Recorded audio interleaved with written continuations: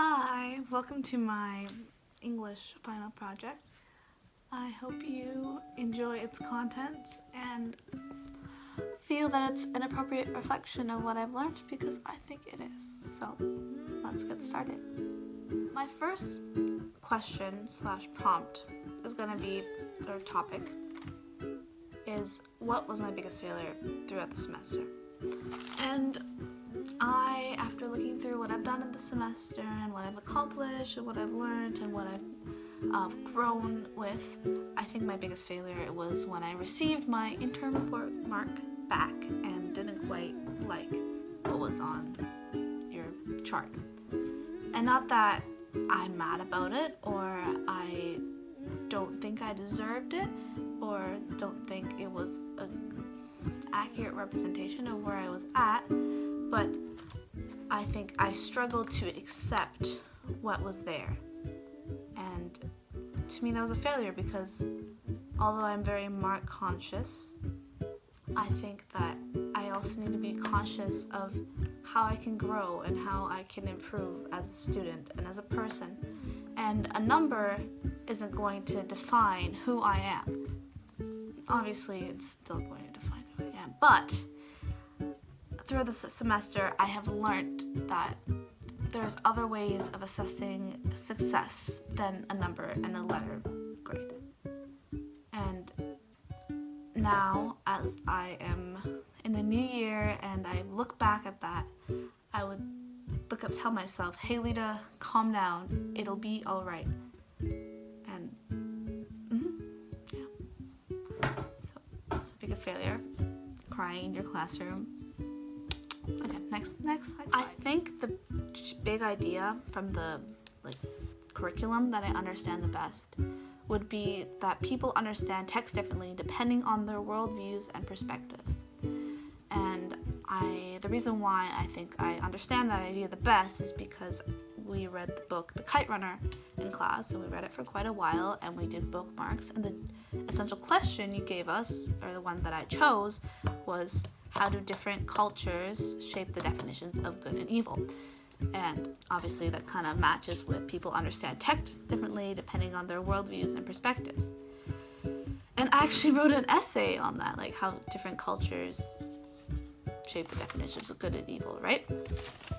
And how I developed an understanding of that really well is first being raised in a household that has a different worldview and perspective than the normal Canadian family, right? Like my mom was born and raised in Iran, my dad was lived most of his young life in Salt Spring Island, my cousin who was raised in Iran lives with me, and I was raised in Canada, and all these different things which has created my worldview and my perspective of the world, and it's different than to some of my peers in my class, right? And then I really developed that when I discussed the novel with them in class, right? The ones when you're like, oh, go to your question groups, and those people, not all of us had the same worldviews.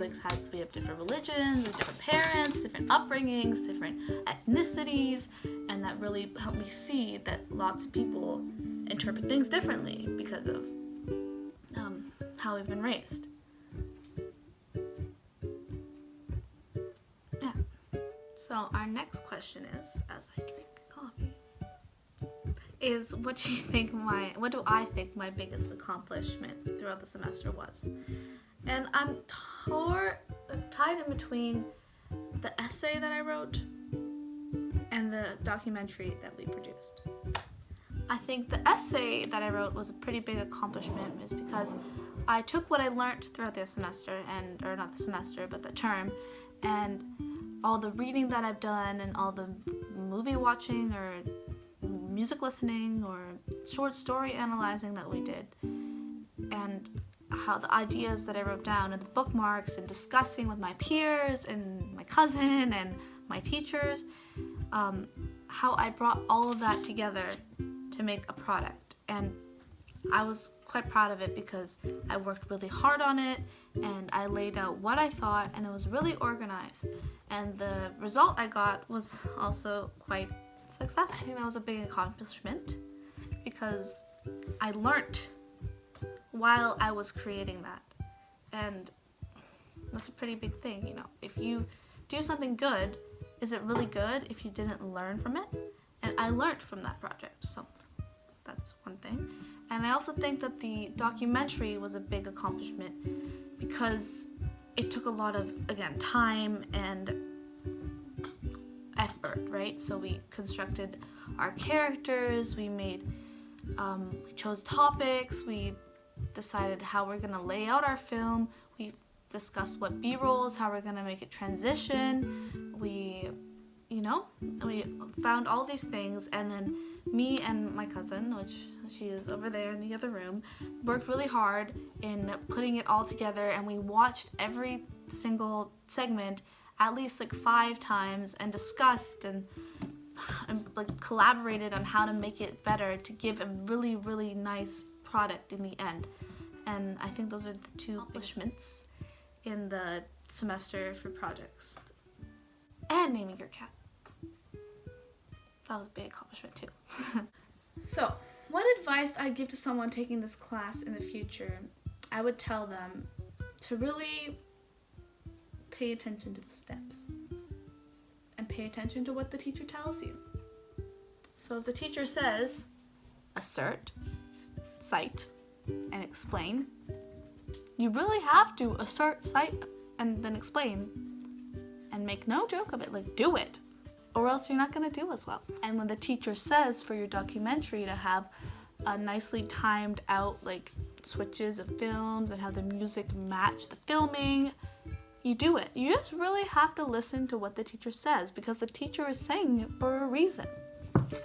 And I think that could be applied to all classes really, like electron configuration works like this. Well, then configure your electrons correctly or else it's not gonna work.